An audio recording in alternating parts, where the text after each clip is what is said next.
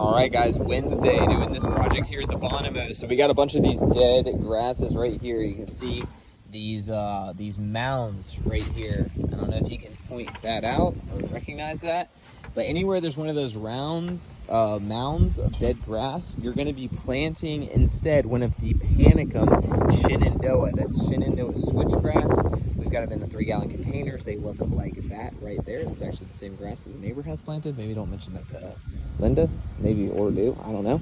Definitely worth contacting her for layout.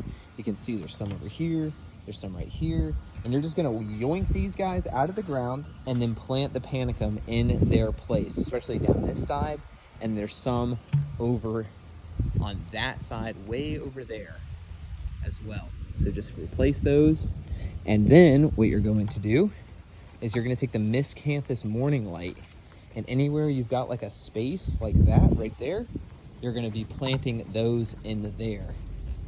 Planting some right here, and just filling in this space here. Don't let there be any gaps. Like there's a big gap there. Linda does not like that. She wants everything filled in. So you've got 9 of those, and then you can also use probably about 3 of them up over here as well in place of the Panicum. Then you're gonna mulch all of the area, all the way down the slide with black mulch, and you're gonna cover all the pine needle areas with pine needles. Very simple.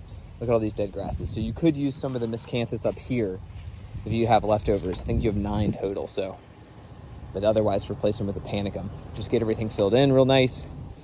And then also, you're gonna wanna check and make sure you got some irrigation on them, because it's the middle of summertime. You're gonna need to water them in really, really well.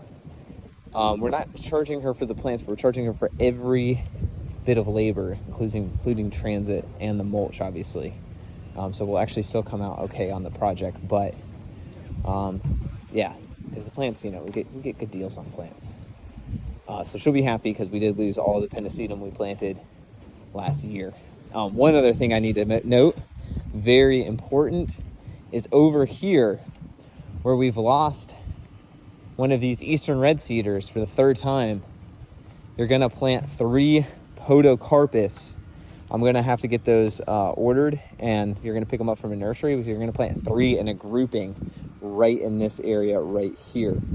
Okay, so I'd probably plant 1 like maybe here, 1 maybe all the way back here, and then maybe 1 right here, and then maybe forego that grass because of that reason as well. Use your own common sense and decision making when placing these grasses. But for the most part, to make it easy on you, you can just pop these guys out of the ground. Boom, boom, super fast, super quick. Take the old root balls and toss them down into the woods. There'll already be nice soft soil, easy access for you to get those Panicums in the ground there. All right, guys, be quick, but do really good work. Rough up your root balls, dig good holes, dig good wide holes for planting. Make sure you water everything in and do a great job mulching. And record your time. Record your time. Record your time. And then you're also going to be doing another project down the street over here at David Russo's. So I'm going to contact him as well. That's a really easy project. It's pretty cheap.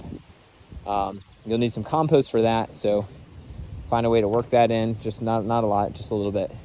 And then make sure you also get out, it's on the calendar, to Tobacco Farm as well to service it. So Alexio doesn't have to come out this way when he's doing maintenance by himself on Thursday.